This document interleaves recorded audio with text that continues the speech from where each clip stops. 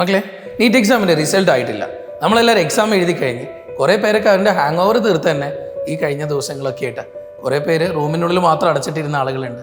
വീട്ടിലെത്തിയിട്ടും സന്തോഷത്തോടു കൂടി ഇരിക്കാൻ പറ്റാതെ പോയ ആളുകളുണ്ട്.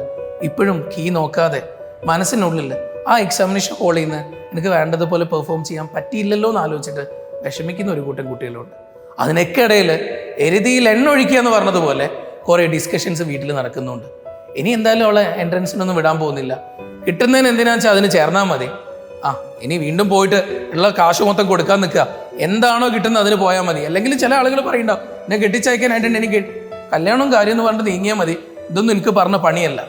ഇങ്ങനെ നമ്മളെ വല്ലാതെ ബുദ്ധിമുട്ടിക്കുന്ന, നമ്മുടെ മനസ്സിനെ വല്ലാതെ വേദനിപ്പിക്കുന്ന കുറേ ആളുകളുണ്ടാവും. എനിക്ക് പറയാനുള്ള നിങ്ങളോടാണ്, ഇവരാരും അല്ലല്ലോ നിങ്ങൾക്ക് പഠിക്കാനുള്ള കാശ് തരുന്നത്. നിങ്ങളുടെ പാരൻസ് അല്ലേ, നിങ്ങളുടെ അച്ഛനും അമ്മയല്ലേ, നിങ്ങളുടെ ഉമ്മ അപ്പല്ലേ. നിങ്ങളാകെ നോക്കേണ്ടത് അവർക്ക് നിങ്ങളെ വിടാൻ പറ്റുമോ.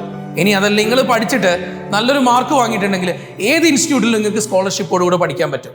നിങ്ങൾ വീട്ടിൽ നിന്ന് കാശ് വാങ്ങിക്കേണ്ടത് നിങ്ങളുടെ ഒരു വർഷമല്ലേ, ആ ഒരു വർഷം നിങ്ങൾ കൊടുക്കാൻ തയ്യാറാവും. നിങ്ങളുടെ ഉള്ളിൽ നിങ്ങളൊരു ബോർഡർ ലൈനിൽ നിൽക്കുന്ന ഒരു കുട്ടിയാണെങ്കിൽ നിങ്ങൾ ഉറപ്പായിട്ട് നിങ്ങൾ പഠിക്കാത്ത ആളല്ല, നിങ്ങൾ നന്നായിട്ട് എഫേർട്ട് എടുത്ത കുട്ടിയാണ്, നിങ്ങൾ മാക്സിമം എഫേർട്ട് എടുത്ത കുട്ടിയാണ്, നിങ്ങൾ ഉറപ്പായിട്ട് MBBS നിങ്ങൾ അർഹിക്കുന്ന ഒരാളാണ്.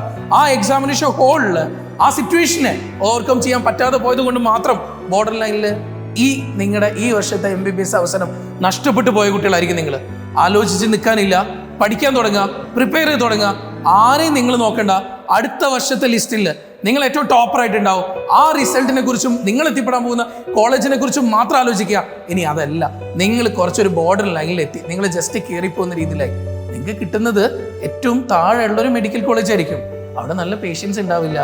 അവിടെ നിങ്ങൾ പഠിച്ചിറങ്ങി 5 കൊല്ലം കഴിഞ്ഞ് ഇറങ്ങുന്ന നിങ്ങൾ ഒരു ബെസ്റ്റ് ആയിട്ടുള്ള ഒരു ഡോക്ടറായിട്ട് ആയിരിക്കില്ല ഇറങ്ങിണ്ടാവുക. വീണ്ടും ചിലപ്പോൾ സീനിയർ ഹൗസ് സർജൻസിക്ക് ആയിട്ട് മറ്റു പല സ്ഥലത്തും പോയിട്ട് നിൽക്കേണ്ടി വരും. എന്തുകൊണ്ടാണ് അത്രയും കേസ് എക്സ്പോഷർ കിട്ടിയിട്ടില്ല. അതിലും നല്ലത് ചിലപ്പോൾ പഠിച്ചോ നിങ്ങൾക്ക് വേണ്ടിയിട്ട് അടുത്ത കൊല്ലം ഏറ്റവും നല്ലൊരു കോളേജ് നിങ്ങൾക്ക് വേണ്ടി കാണുന്നുണ്ടാവും. ആ കോളേജിന് വേണ്ടിയിട്ട് നിങ്ങൾ പഠിക്കാൻ നോക്കുക. നിങ്ങൾക്ക് എന്തോ നമുക്ക് എന്തോ ഇവിടെ നഷ്ടപ്പെട്ടിട്ടുണ്ടെന്നാണെങ്കിൽ നമുക്ക് വേണ്ടിയിട്ട് പഠിച്ചോ എന്തോ വലിയൊരു പ്ലാനിങ് നടത്തിക്കൊണ്ടിരിക്കേണ്ടത് നിങ്ങൾ മനസ്സിലാക്കുക. എല്ലാം നമ്മുടെ മുന്നിൽ ഇങ്ങനെ വെച്ചേരില്ല. ആ വെച്ചത് നമ്മൾ എടുക്കാൻ നോക്കുമ്പോഴേ അത് തട്ടി മാറ്റും. നമ്മൾ എത്രത്തോളം അതിന് വേണ്ടിയിട്ട് എഫേർട്ട് എടുക്കേണ്ടതെന്ന് കാണാൻ വേണ്ടിയിട്ടാണ്. ഉറപ്പായിട്ടും നിങ്ങൾ എഫേർട്ട് എടുക്കാൻ തയ്യാറാണെങ്കിൽ നിങ്ങൾ കാണുന്ന സ്വപ്നം, നിങ്ങൾ മനസ്സുകൊണ്ട് ഇത്രയും കാലം ആഗ്രഹിച്ചെന്തോ, നിങ്ങളുടെ പാരൻസ് സ്വപ്നം കണ്ട എന്തോ, അതിലേക്ക് നിങ്ങൾക്ക് എത്തിപ്പെടാൻ ഉറപ്പായിട്ടും പറ്റും. അപ്പോൾ നല്ല മക്കളായിട്ട് നന്നായിട്ട് ആലോചിക്കുക നിങ്ങൾ എന്തിലേക്ക് പോകണമെന്നുള്ളത്. നിങ്ങളുടെ ലൈഫാണ് ഇത്. നിങ്ങളുടെ ലൈഫിൽ മുന്നോട്ടേക്ക് നിങ്ങളുടെ കൂടെ ആരൊക്കെ വന്നോട്ടെ, നിങ്ങളുടെ ലൈഫിൽ നിങ്ങളുടെ പാർട്ട്ണർ വരുന്നു, നിങ്ങളുടെ മക്കൾ വരുന്നു, ആരൊക്കെ എന്തൊക്കെ വന്നാലും നിങ്ങളുടെ പ്രൊഫഷനാണ് പിന്നീട് അത്. ഇപ്പം നിങ്ങൾ ചൂസ് ചെയ്യുന്നത്, ഈ വർഷം നിങ്ങൾ തിരഞ്ഞെടുക്കുന്നത് അതെന്തോ അതാണ് ലൈഫ് ലോങ്. നിങ്ങൾ ആ ഒരു ധാരണ മനസ്സിലുണ്ടാവുക. സോ എൻ്റെ ഈ ഒരു ഡ്രോപ്പ് ഇയർ ഞാൻ എടുക്കണോ വേണ്ടോ എന്ന് തീരുമാനിക്കേണ്ടത് നിങ്ങൾ മാത്രമാണ്.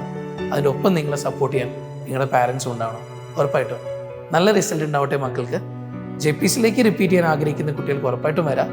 നല്ല മാർക്കുള്ള കുട്ടികൾക്ക് നല്ല സ്കോളർഷിപ്പ് തന്നുകൊണ്ട് നിങ്ങളിവിടെ പഠിപ്പിക്കാൻ ഞങ്ങൾ റെഡിയാണ്.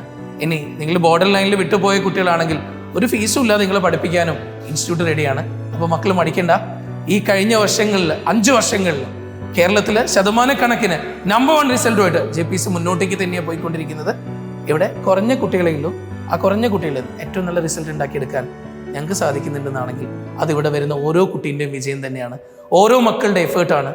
ആ മക്കളാവാൻ അടുത്ത 2026 റിസൾട്ടിൽ നിങ്ങളുടെ പേരുണ്ടാവണമെങ്കിൽ നിങ്ങൾ വാ, JPCയിൽ നമുക്ക് ഒന്നിച്ച് പഠിക്കാം. ഓക്കെ മക്കൾ.